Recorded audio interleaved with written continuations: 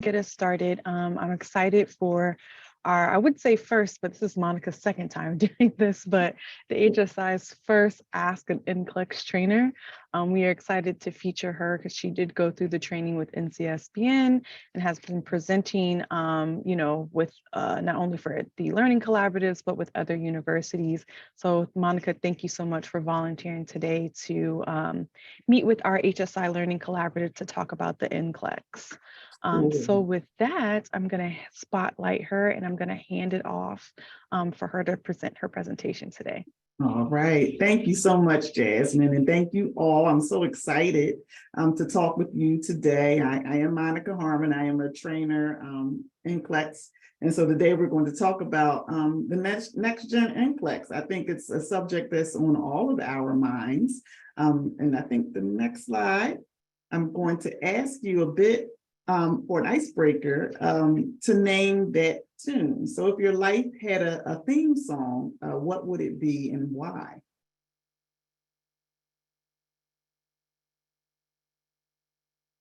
I know mine would be I'm Coming Out by Diana Ross, because I just feel like I'm just emerging here, but I'm just wondering what other songs, and you can put it in the chat if you can't come off mute. I think I would say This Girl Is on Fire by Alicia Keys. Good one. Good fire though, right? I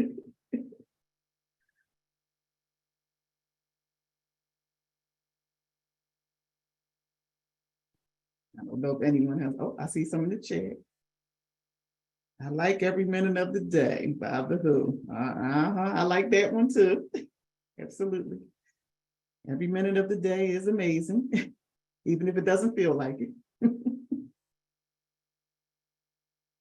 All right, I'm going to, in the sake of time, if more people have songs, will come, you can certainly put them in the chat as we go through as well. Also for this talk, if you want to ask a question in between, I don't mind. I usually am good with keeping track of what I was talking about, so it's not a problem. Or if you want to use the chat function again, it certainly is fine. All right, next slide.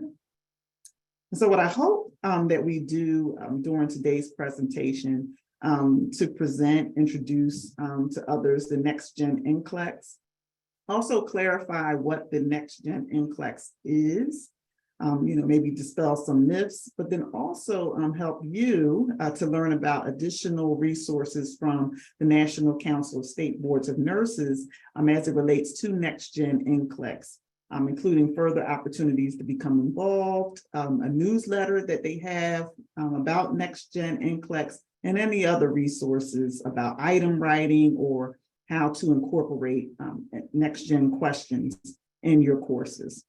Next slide, please. So I just want to hear from you. What have you heard about next gen? And that is, has what you heard impacted how you teach or how you administrate your programs or how you conduct yourselves when you're working with students and or your colleagues? So I'm just curious about what you've heard so far.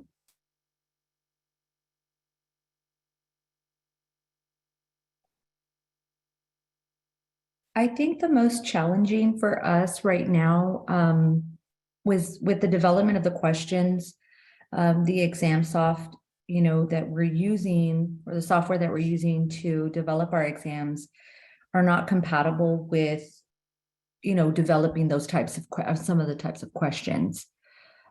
So we're looking at different platforms that we can use through Canvas to add those specific types of questions as like quizzes to kind of get them ready. And then of course, utilizing the ATI next gen practices for the ATI CMEs. Okay, and that's a common issue I've been hearing about, and that is the compatibility with ExamSoft and other kind of testing modalities, if you will. And then having those styles. I see the question, having those styles in Canvas. So there are ways that you can use Canvas to have a similar testing to some of the items in next gen NCLEX, such as the drag down menu, the giving partial credit for questions. I am aware of that. I'm going to write that down because that is a question I have out to NCSBN to see if they have any resources for that. So I will put that in. I just want to make sure any other questions related to, or kind of what you've heard.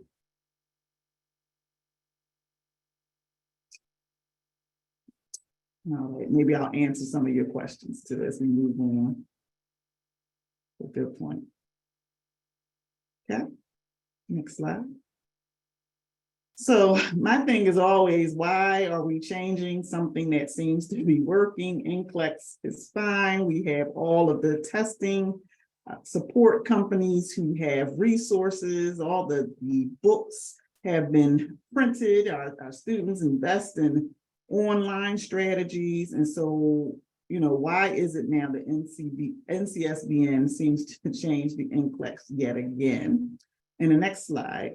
One thing that I will say is that NCSBN does conduct research to be able to make sure that the test is measuring what is expected of the practice, professional practice, but also what is expected of employers in different settings where nurses would work, entry-level nurses would work.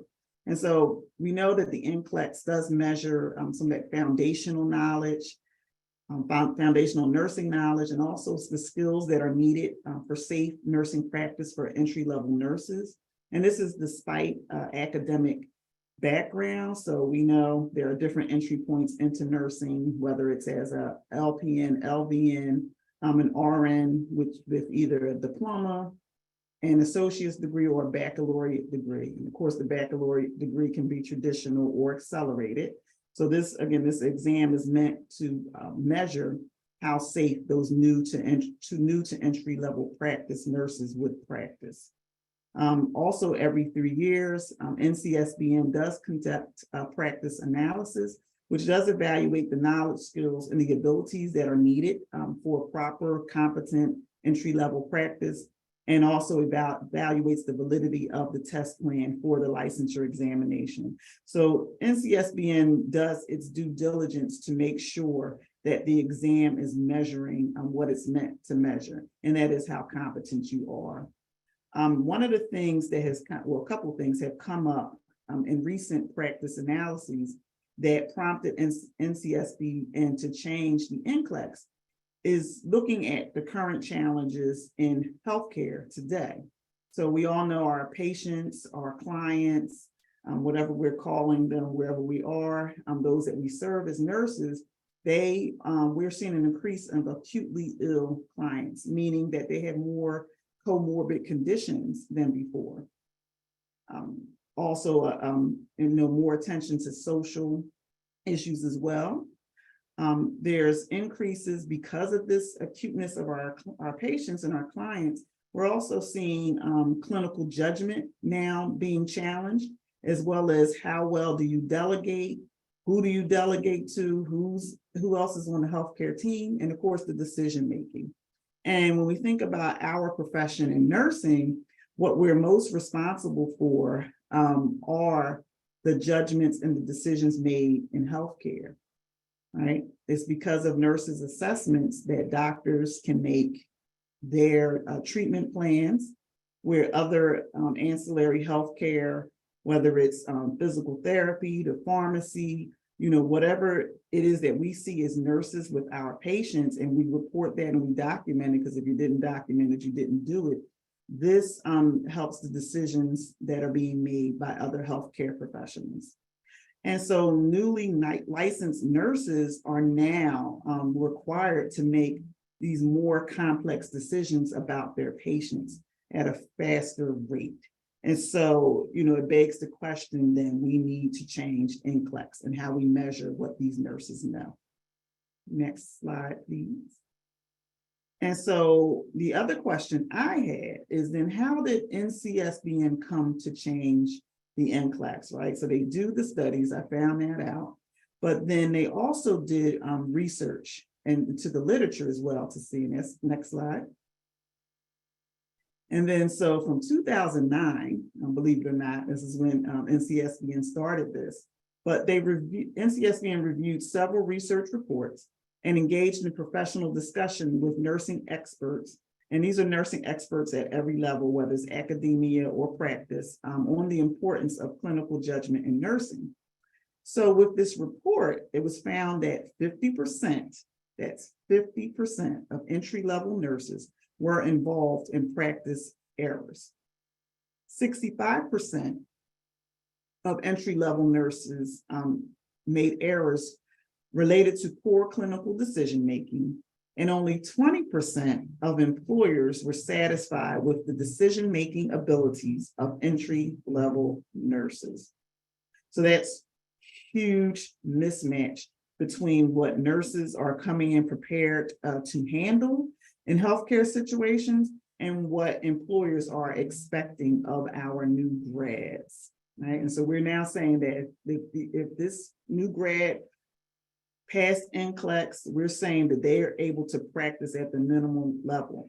But these statistics are showing that the opposite is becoming less and less true. 2012 to 2014, there were two studies that also showed the importance of clinical judgment in entry-level nursing. And with these studies, the major findings that they saw in terms of high priority skills that were noted were clinical judgment, problem solving, critical thinking, professional communication, and active listening. And if you look at clinical judgment involves problem solving and critical thinking, right? And so there's major work that needs to be done. Next slide. In these areas. In 2017 came the results of the RN Knowledge Survey, which saw that clinical judgment was rated between important and critically important by newly licensed RNs, RN educators, and RN supervisors, and across the facility categories of hospitals, long-term care, community-based care, and other care settings. And I love these results because it shows consensus on why clinical judgment is so important, because it's actually where education and practice meets as well. In 2018, again, the practical nurses also do have their own NCLEX. Have to put that out. I know we're probably mostly RN, but I just want to also show that the similar findings were shown for entry-level PNs or VNs as well. Again, the entry-level PN was expected to provide care using the nursing process framework and make the necessary clinical judgments within their scope of practice. Next slide, please. And so, we have this quandary, right? We see what was going on, the evidence is clear. And so my next question was then, what were the standards that NCSBN used to develop a new test, right? Because I don't know about you, but it was a panic where I work at when we found out that the test will be changing, and partly because we know that first-time pass rates are critical for our programs to make sure that they stay accredited as well. So I'm like, okay, what did they do? How specific is the test? How valid is the test? And so next slide. And so NCSBN did conduct multi-year studies to support the development of NextGen. As I said, they started from 2009. And what I am enjoying as I'm reading more of this literature and getting more immersed in it is that NCSBN continues to conduct multi-year studies, right? And what these studies are doing is analyzing current items and documenting the validity of the items to see how they measure clinical judgment. And for the purposes of NextGen NCLEX, validity evidence includes the extent to which clinical judgment can be measured, numerous item writing panels comprised of nurse faculty. They write these items aligned with the NCSBN clinical judgment measurement model. And then also nursing experts, so that's nursing faculty, clinical educators, clinicians, and numerous committees made up these experienced nursing experts. that review these items to ensure the validity of the exam. So I love this because I think this is all hands on deck. Let's everyone pool our resources to make sure that we have the best product available. The next slide. And then I thought, well, what is this NCSB and clinical judgment measurement model? So I'm not sure if that's the question you had, but that's the question I had. So the next slide. So this model was based upon an extensive literature review in the fields of nursing, decision theory, and testing. And these sort of frameworks that came from these three fields is what created this model. And this framework was designed for and specific to testing. So please don't think, okay, now I need to use this framework to teach my classes, right? Or to hold my simulations, or for my clinicals. No, this is not a replacement, but it is not a replacement for our nursing theory or our practice, but it really is just a framework for how we should test this nursing theory of practice. So again, it doesn't compete with the nursing process or any other theories or frameworks that your curriculum are based upon. It also doesn't go against any pedagogy or andragogy models that you may be using. However, it's meant to be complementary to how we teach clinical judgment, whether it's in the didactic courses, it's in the clinical areas, or it's in our simulation. And then also, what I love about this model as I began to read it is that it provides a systematic evidence-based framework for measuring whether nursing licensure candidates can demonstrate at least minimal competence with respect to clinical judgment and decision-making, which, if you recall from a few slides past, this is what all of the experts said we need to have for our new grads. They need to be competent in. Next slide. And so how do we apply this model to Next Gen? Next slide. As I kind of alluded to earlier, this model can be applied to almost any clinical scenario you can dream up. And that's what I love. So it could be used across any curriculum that you may have for your program. It also has topics such as legal rights, responsibilities, ethics, some of the things that moves us away from just those skills and that knowledge, but really, I think, increases our graduates' abilities to be able to synthesize the information and analyze and be able to come up with the best priorities for their patients. But I think it also helps us as faculty, those of us who are teaching this content, to be able to really drive the point home for our students in terms of synthesis and analysis.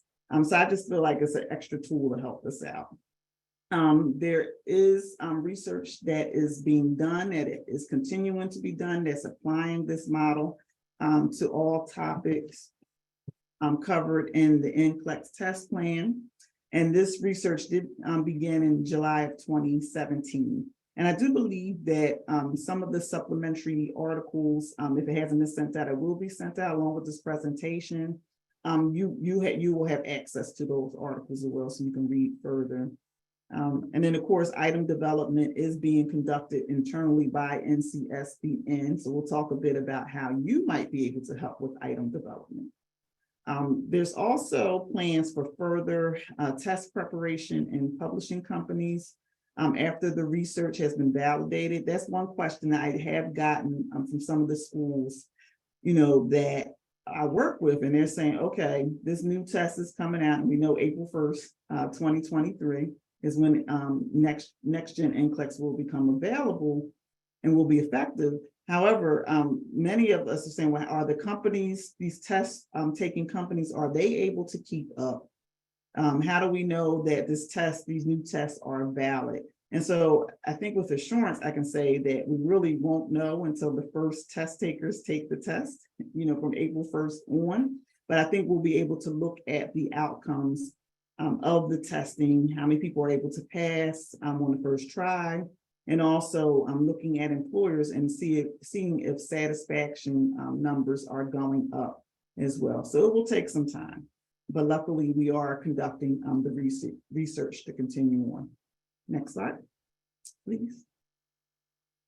And of course, as educators, we all want to know if our exams are rigorous. Our students expect rigorous exams, although sometimes they question how we're really measuring rigor. But I can assure you that this exam is rigorous. Next slide.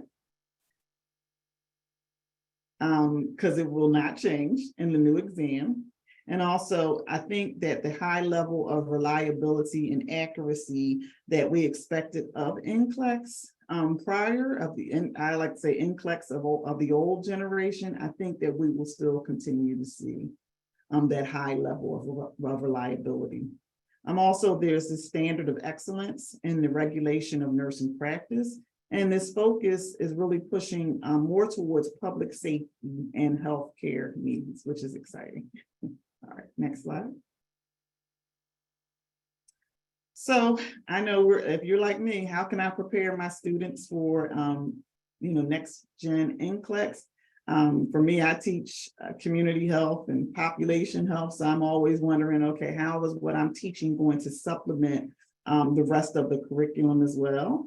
It's a continuum, right? It's not just one off. And so next slide, please. One thing educators can do is to begin to incorporate more clinical judgment measurement into their curriculum. And you can do so by using the model. So far, what we've seen is that this model has been used in different nurse education settings, whether it's the didactic, it's the simulation lab. Some professors are using this model in clinical rotations in the post-conference. We all have post-conference. And then also in terms of standardizing written exams. So I'm going to point you to the spring 2019 Next Gen NCLEX newsletter. I believe that's one of the supplements as well that will be provided. And this is a useful tool for developing clinical judgment assessments for students. I printed that one out and I actually hold that dear as I'm working myself to get better at item writing that includes clinical judgment.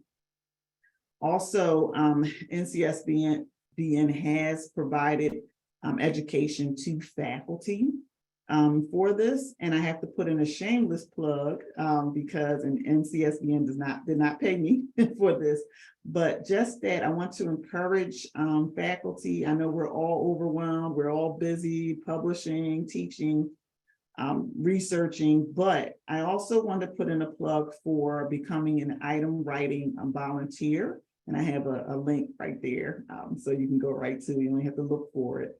But this helps with not only learning how to write regular NCLEX style questions, but then also becoming an expert on the panels. Because I always say your test is as good as who's writing it, but also who's reviewing it to make sure that we have consensus for the next generation of nurses.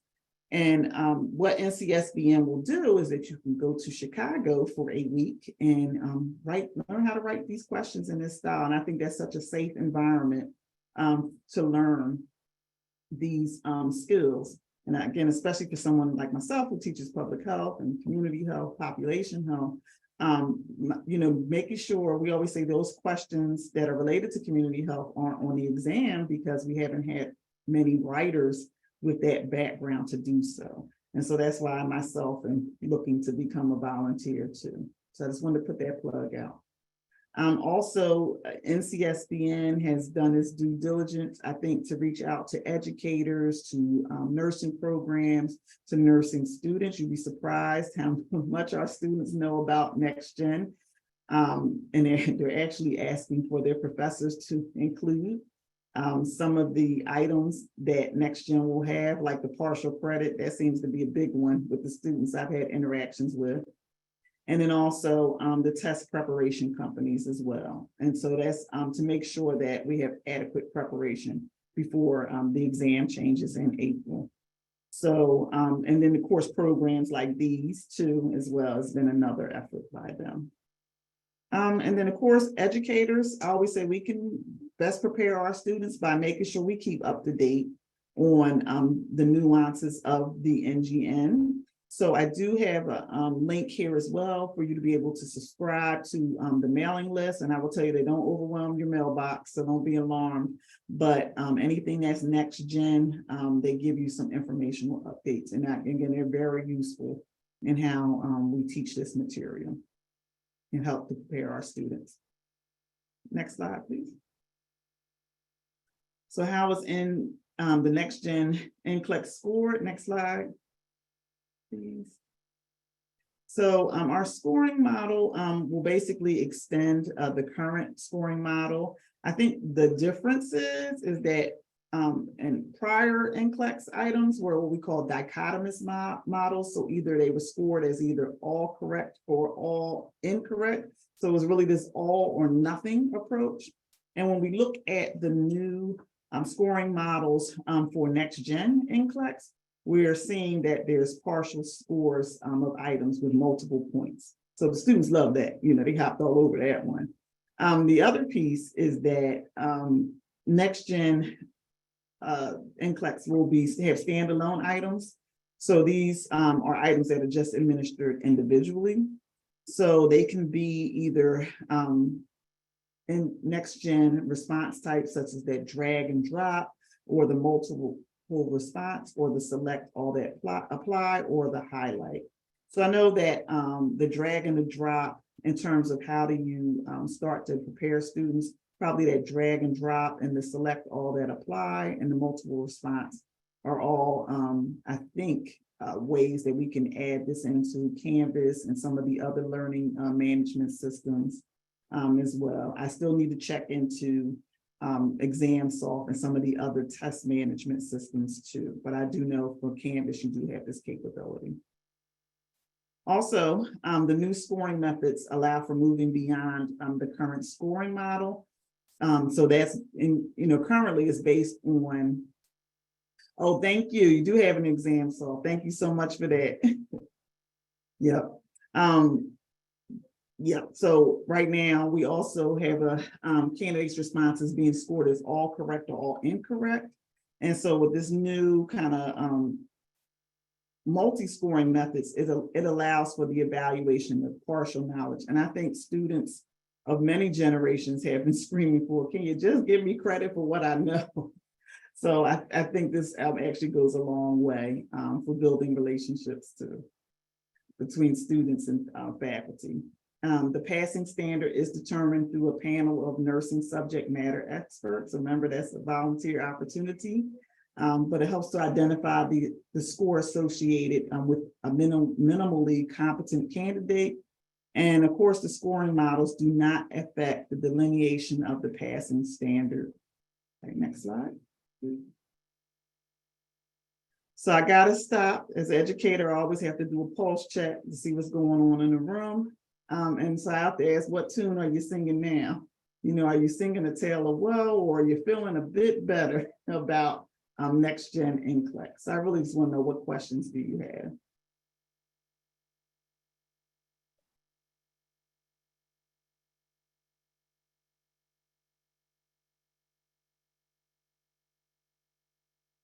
Okay, I'm just checking the chat to make sure I'm not missing anything. Yeah, we have a raised hand. Oh, okay, good. I couldn't see Mary. it. Thank you.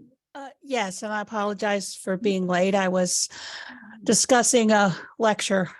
I have a question that's kind of related to weighting. So value of each next gen question. Sure. We're in ExamSoft, so we're able to do drop and drag. We're able to do hotspot. We're able to do some of these. Mm-hmm. And we're also implementing some of the select all that apply where you can't give partial credit. It's either all or nothing, but then we're doing some with partial credit to help them get used to it. So the question is, how do you determine the weight for your exams for the next gen items? So let's say I have a drop and drag that has 4 components to it. Does that count as 4 questions? Should it count because it's harder, it takes longer than a normal multiple choice question. Right. And so I know I will say that it's two schools of thought with that.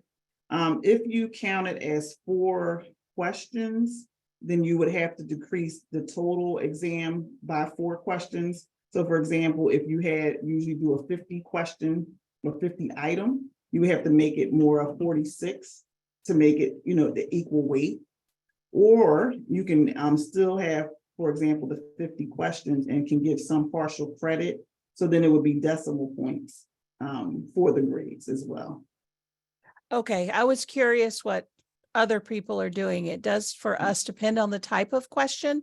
So if Yeah. it's a more complex question, like which actions would you take and in what order would you take them kind of question, then we do treat it as, so if it's a 75 question test and there's 4 options in that question, then there's only 71 questions. Yes. And we're weighting that then, like at 75, it's 1.33 per question. So that's going to be a 4 question weight. So we don't weight everything equally when we're using the next gen item. So I'm just curious if other people are doing that or what you recommend. Yeah, and people are doing that, they're going either way with it. So they're doing exactly what you're saying, but then they're also just saying, okay, then that's just items, that all the items will equal the same too. And I don't know, and that's something I'm looking up. I actually wrote myself a note to look up to see if there's any research yet, to see what people are doing and how it's working out for students. So I will look that up and get back to the group. Thank you. Thank you.